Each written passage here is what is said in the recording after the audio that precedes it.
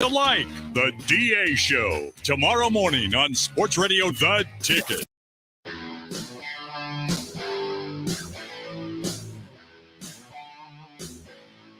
Good stuff. Prater in the Ballgame, Idaho Sports Talk, JP. College bowl season. Where we got games on in the studio. They're just going to get better from here on out. I know they make us wait so long, but it's worth the wait, JP. What are we doing? I'll tell you what, we've got a no-brainer brain scratcher here. If I can get my music to stop. There we go. I feel bad for BJ Rains. From the moment we had him on for his segment, Kansas has given up 21 points and turned the ball over twice. Tough one. 24-7 are Kansas right now over Kansas. Well, we have a bowl extravaganza edition of No Brainer Brain Scratcher. I'll give you guys a comment. You tell me if it's a no-brainer or a brain scratcher. Let's start with you, Johnny. Tonight's Holiday Bowl between Oregon and North Carolina features quarterbacks Bo Nix and Drake May, both who said they are returning in 2023. At least one of these quarterbacks will be a Heisman finalist next year. No-brainer. That's a no-brainer. I hate predicting the Heisman because it feels like the person who wins it every year is someone that we don't even discuss beforehand. But I like my chances here, Prater. Drake May will have all of the Heisman buzz going into the season. And Bo Nix, dude, who knows, man? I think I have a pretty good shot here. I'm going to no-brainer this one, Prater, and expect one of those guys, maybe Drake May more so than Bo Nix. But that kid looks really good to me. I can't wait to watch him play tonight against the Ducks. Prater, Bo Nix, Drake May, Heisman finalists. Yeah, this is an absolute no-brainer. I mean, yesterday I went in the show and said Bo Nix was going to win the Heisman Trophy. So 24 hours later, I can't come back and say he's not going to be a semifinalist or one of the finalists. And Drake May might be the first quarterback off the board. I think that there's a 90% chance that both of these guys will be Heisman finalists and one of them will be the winner. All right, Prater, the Pac-12 is favored in 4 of their 5 remaining bowl games. The Pac-12 will go 4-1 in their remaining bowl games. Brain scratcher. Brain scratcher. Yeah, that's a brain scratcher for sure. I mean, Oregon's going to beat North Carolina tonight. They're a 13-point favorite, and I think they're going to take care of business. UCLA should be able to handle Pitt. That's not a problem. Of course, I think Utah's going to beat Penn State. The 50-50 games are Washington and Texas. A lot of Texas players have opted out. A ton of Texas players have opted out. Every single Washington player is playing in this football game. And I think USC and Tulane is very much a toss-up. I'll go 3-2. 3-2. Johnny, I said 4-1 for the Pac-12. What do you say? Brain scratcher. Yeah, that's a brain scratcher for sure. I just look historically, the Pac-12 laying eggs in the bowl season, always leaving underwhelming performances in the bowl season. And I don't think they're going to be able to win every one of these games except the one. I do have money on the Huskies. I like them against Texas. I made that bet a couple of days ago, Prater, too, before a lot of these Longhorn announcements, so that's good.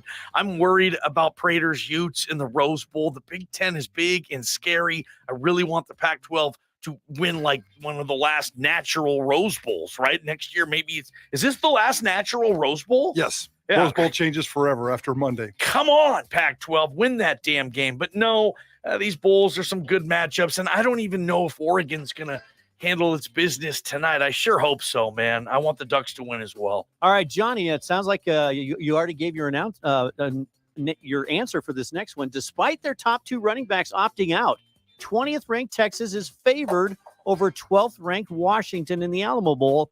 The wrong team is favored, Johnny. Yeah, that's a no-brainer for sure. That's a no-brainer. Yeah, look, Michael Penix Jr., man, I've seen every Husky quarterback play since Chris Chandler. That's the last, as far as I go back, okay? And Michael Penix spins the ball and throws the ball around as well as any of them. Cody Pickett, Marcus Tuiasosopo, Hugh Millen, Steve Pallure. I can go on and on. Mark Brunell, Billy Joe Hobart. God, the Husky fans love this kid, and I think he's going to throw the ball all over Texas. I think Washington, despite the crowd being pro-Texas, and it will be, I think Washington's going to put a show on in the Alamo Bowl. Michael Forrest, Prater. Prater, Washington Huskies should be favored in this game. No, I completely disagree. One, because I'm not smart enough to be smarter than the guys in Vegas. And if the guys in Vegas say Texas is a -3, then Texas is a -3. The home field advantage, as you pointed out, will be massive in Texas's favor.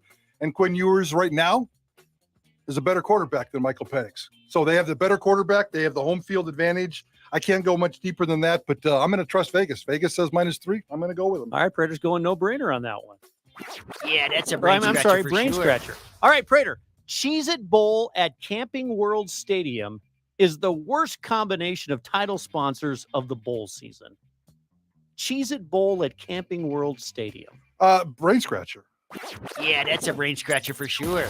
I mean, the Cheez-It Bowl, I'm not offended by that title sponsor. It's been around for a long time. It seems like a perfectly natural title sponsor for a bowl game. And there's about 10 other bowl games in here with title sponsors that, I mean, seriously, a mayonnaise and a lawnmower. Are you kidding me? The Mayo Bowl. Yeah. You know, give me a bowl of snacks to watch a football game every time. And one of my side hustle paycheck at the Idaho Press is kind of loosely tied to the Camping World Stadium. What? The publishing arm of, Camping World is the old Airstream people.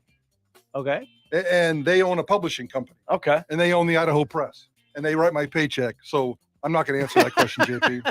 All right. Well, Johnny can. Cheez-It Bowl at Camping World Stadium. Is there a worse combination of sponsors? I mean, for the record, by the way, a San Diego Credit Union Bowl played in a ballpark named after pets. Now, there you go. See, there you go. So no. Okay. I'm going to say brain scratcher. Brain scratcher?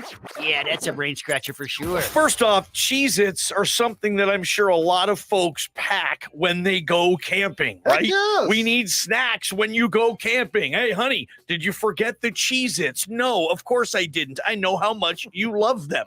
Cheez-Its and camping kind of go together type of thing. I don't think, JP, I think that's a pretty good fit. I kind of like where they're doing. I didn't understand where JP was going on. Well, that one. yeah.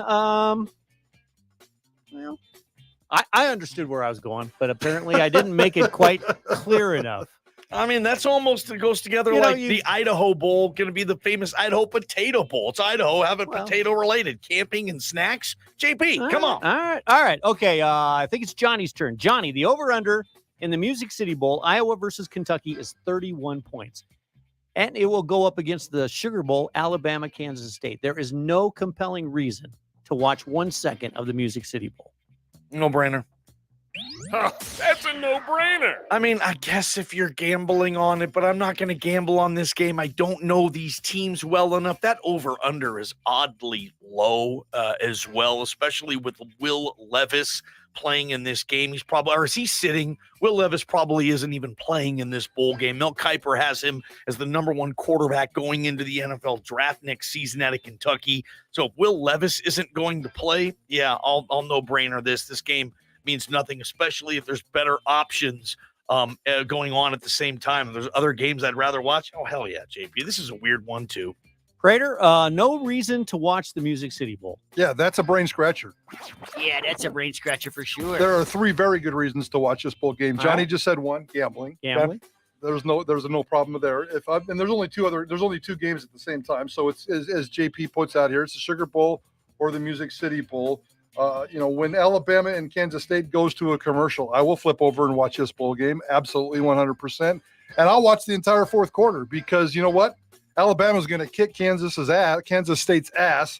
And when Alabama's winning by 3 touchdowns in the fourth quarter, why would I want to watch that game? I'm going to switch over to Iowa, Kentucky, which will be a 3-point game. It'll be like 21 to 18. It's going to be very compelling. There's going to be a close, exciting finish. And maybe even Iowa wins with a defensive score. Absolutely, there's reasons to watch those this game, predictions, JP. man. Wow.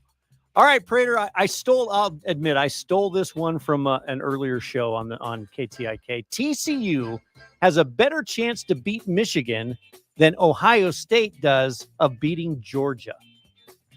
Well, the point spreads are the same, 7.5, 6.5. So Vegas kind of disagrees with that. They say it's a toss-up. TCU has a better chance to beat Michigan than Ohio State.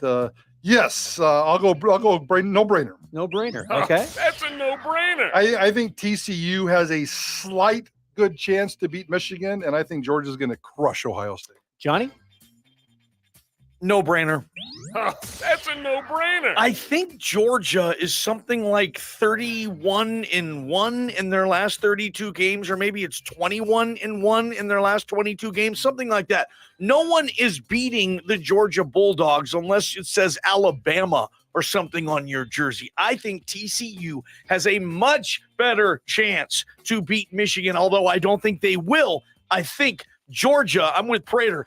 I know you're Buckeyes, and I know you love them, but I'm going to have, and I know it's a CFP game, but that's going to be, for me, a massive, massive upset if Ohio State can beat big, bad Georgia. I don't remember the last time they lost. I think it was Bama in the regular season last year, or the SEC championship, and they came back and they avenged that in the CFP. Think about this too, Prater. The CFP has been around since 2014. There's been one Texas team that's made it, and it's this year in TCU. What were the odds when the CFP was established that the first team from Texas that would play in this tournament would be TCU? That's pretty good. That's pretty good. Like All that little nug? Yeah. All right, Johnny. Tulane has no chance to beat USC. No brainer. That's a no-brainer. I'm fighting on this one. Tulane, nice story. Love ya. Cool little deal there. Your mascot looks like Meat Wad from the Comedy Central show.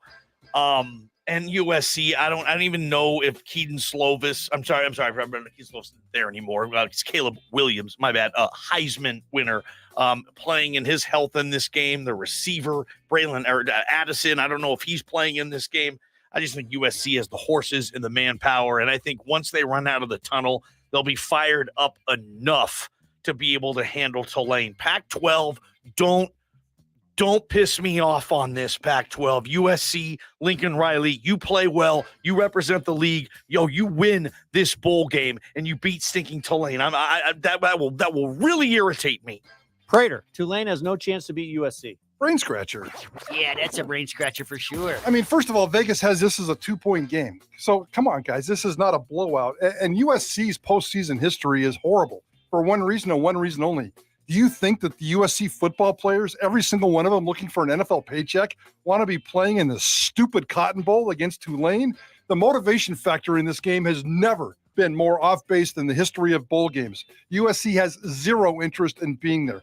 Zero interest in being there. They might be the better team, but they're not going to show up. They've lost their last 2 bowl games. The last bowl game that they won was the Rose Bowl because that was a big, important game to them. Yeah. USC plays for national championships and Rose Bowls. They don't play for the Holiday Bowl, which they've lost 2 in a row. They don't play for the Cotton Bowl. They lost the last time they played in the Cotton Bowl. They play for national championships and Rose Bowls. Tulane is going to be highly motivated. If they win this football game, it'll be the biggest victory in school history. Yep. Highly motivated. I don't know who's going to win this football game, but to say they have no chance and for both of you to agree with it, come on, guys, be smarter than that. All right, Prater, if Utah beats Penn State in the Rose Bowl, Kyle Whittingham at age 63 may just decide to retire and go out on top. May just or just will? He will go out on top. Brain scratcher. Yeah, that's a brain scratcher for sure. Kyle Whittingham's going nowhere. He's going nowhere. He's a young 63. He's a young 63. He's going nowhere. And my sources down there tell me that Kyle Whittingham is very much coming back, especially next year's team. Almost everybody on this football team is coming back next year. They will be preseason favorites along with USC to win the Pac-12 next year. Kyle Whittingham's going nowhere. I'll say brain scratcher as well. Brain scratcher, all right.